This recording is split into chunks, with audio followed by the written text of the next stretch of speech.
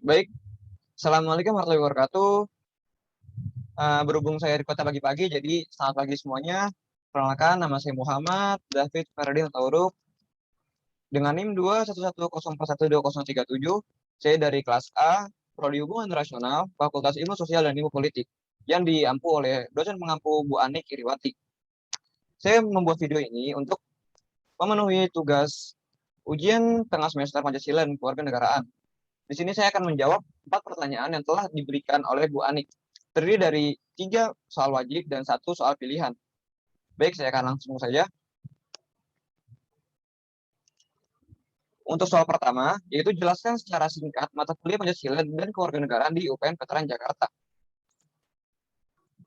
Di UPNVJ terdapat 2 jenis kelas mata kuliah pembelajaran Pancasila dan Kewarganegaraan, yaitu kelas besar dan kelas kecil. Kelas besar adalah pertemuan yang digabung oleh beberapa kelas. Jadi jumlah mahasiswa yang hadir dalam pertemuan itu bisa lebih dari 200 orang. Sebaliknya, kelas kecil adalah kelas yang terbagi-bagi. Jadi ada kelas A, kelas B, kelas C, dan seterusnya. Kebetulan, saya ada di kelas A yang diajar oleh Bu Anik. Sejauh ini, saya telah hadir sebanyak 7 pertemuan kelas Pancasila dan Kewarganegaraan, mulai dari perkenalan, pembelajaran mengenai prinsip kemanusiaan, serta materi tentang radikalisme. Nah, ada tujuan pendidikan Pancasila di perguruan tinggi, yaitu yang pertama, untuk memperkuat Pancasila sebagai dasar falsafah negara dan ideologi bangsa melalui revitalisasi nilai-nilai dasar Pancasila sebagai norma dasar kehidupan bermasyarakat, berbangsa, dan bernegara. Yang kedua, agar mahasiswa dapat mengembangkan karakter manusia Pancasialis dalam pemikiran, sikap, dan tindakan. Yang ketiga, memberikan pemahaman dan penghayatan atas jiwa dan nilai-nilai dasar Pancasila kepada mahasiswa sebagai warga negara Republik Indonesia. Yang keempat, mempersiapkan mahasiswa agar mampu menganalisis dan mencari solusi terhadap berbagai persoalan kehidupan bermasyarakat, berbangsa, dan bernegara melalui sistem pemikiran yang berdasarkan nilai-nilai Pancasila dan Undang-Undang RI tahun 1945.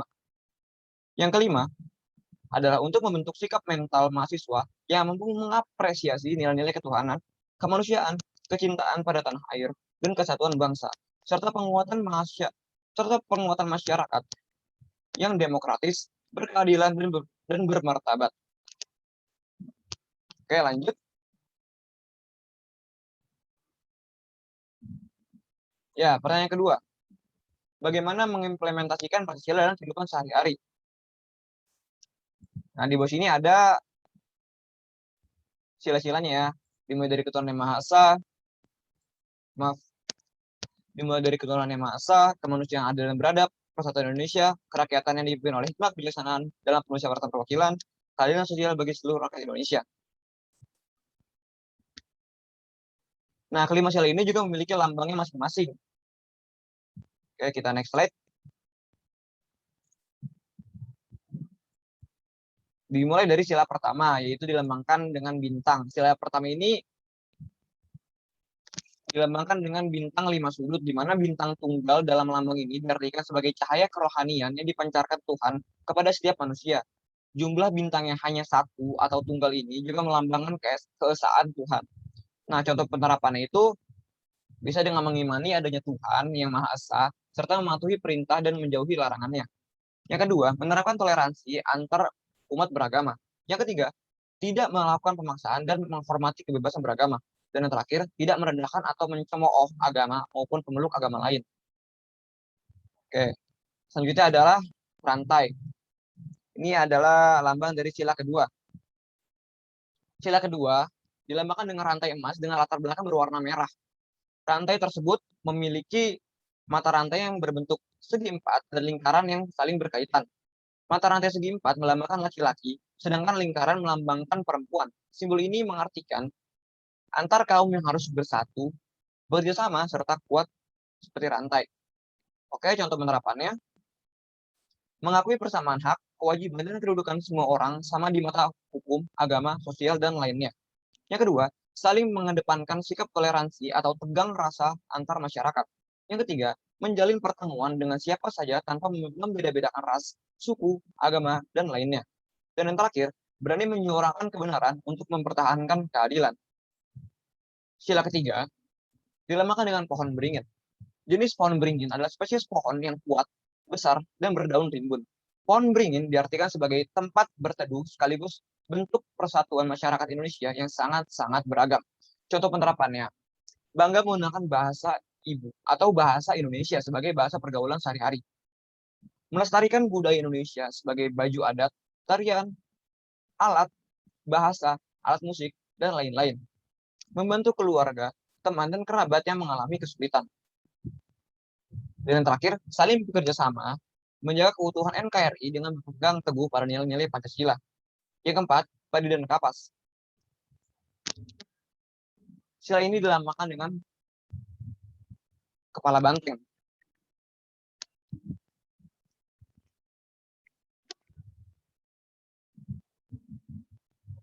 Yang keempat, sila ini dilambangkan dengan kepala banteng. Kepala banteng memiliki filosofis sebagai hewan sosial yang suka berkumpul. Berkumpul di sini kemudian diartikan sebagai kegiatan musyawarah antar orang-orang untuk melahirkan suatu keputusan. Pastinya secara adil dan antar keputusan bersama semua pihak. Contoh penerapannya, melakukan musyawarah untuk memperoleh keputusan bersama, mengedepankan toleransi dan keadilan dalam mengemukakan dan mendengar pendapat dalam bermusyawarah. Dan yang terakhir, keputusan akhir dalam musyawarah harus disetujui oleh semua pihak karena atas keputusan bersama.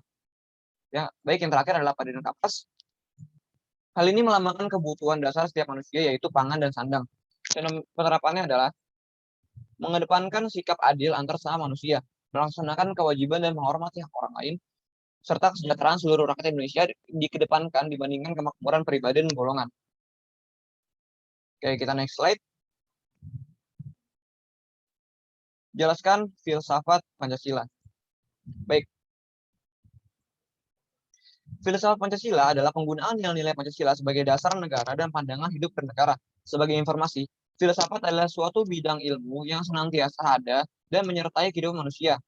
Istilah filsafat secara etimologis merupakan padanan kata falsafah dari bahasa Arab dan filosofi dari bahasa Inggris yang berasal dari bahasa Yunani yaitu filosofia atau dibaca filosofia.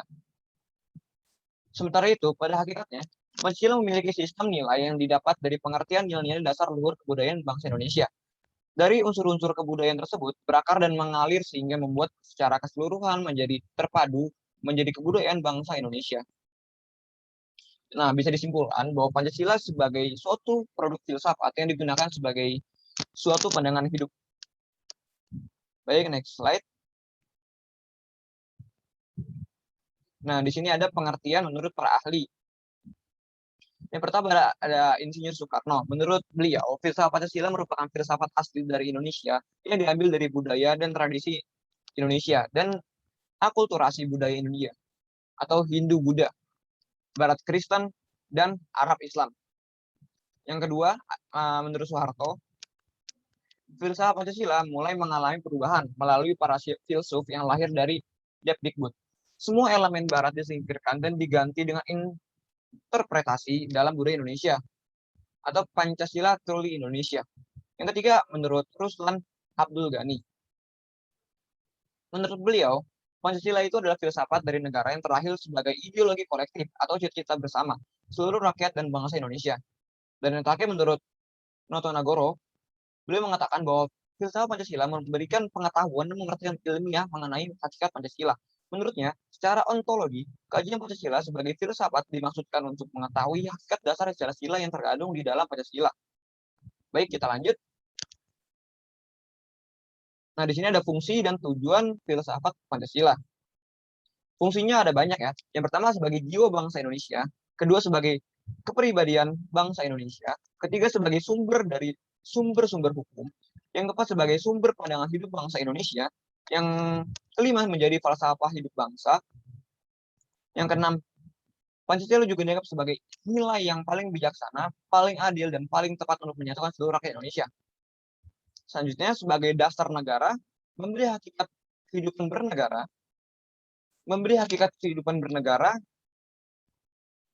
lalu memberi substansi tentang hakikat negara, ide negara, dan tujuan bernegara,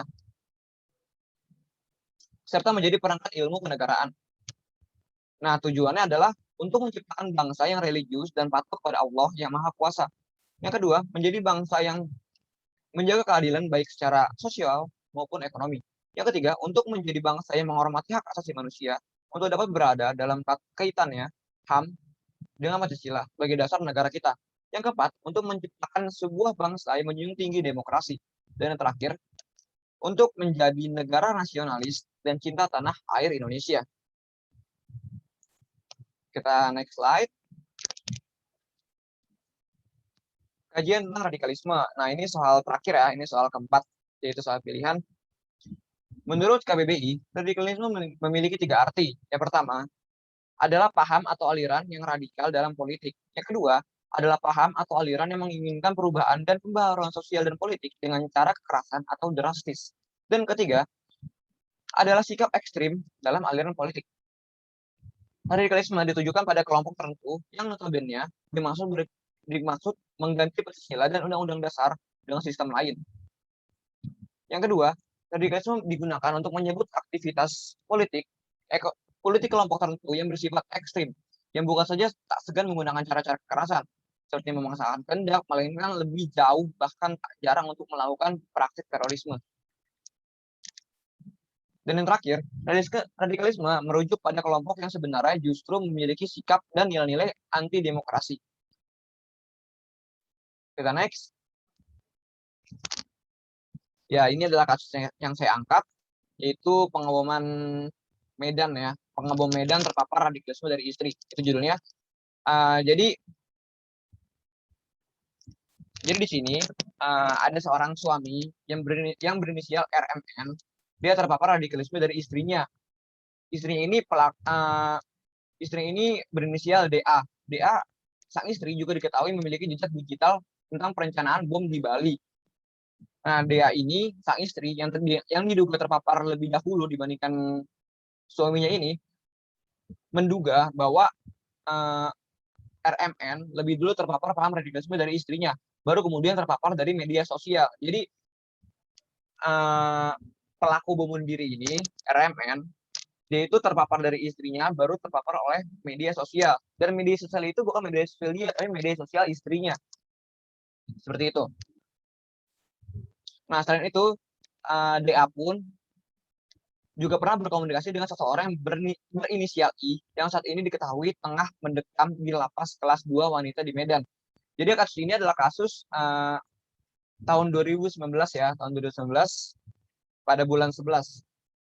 Nah, dari hasil penelusuran tim Densus 88 dan Direktorat Cybercrime Barreskrim Polri, dia terbilang cukup aktif di media sosial. Polisi juga menemukan perencanaan aksi terorisme di Bali dalam jaringan komunikasi DA di media sosial.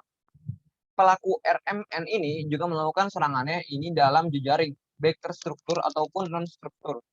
Ledakan ini terjadi di Mapolrestabes Medan pada Rabu pagi. Setelah melakukan penyelidikan, kepolisian menyebutkan bahwa ledakan tersebut berasal dari bom bunuh diri. Oke, kita next. Selanjutnya ada akibatnya.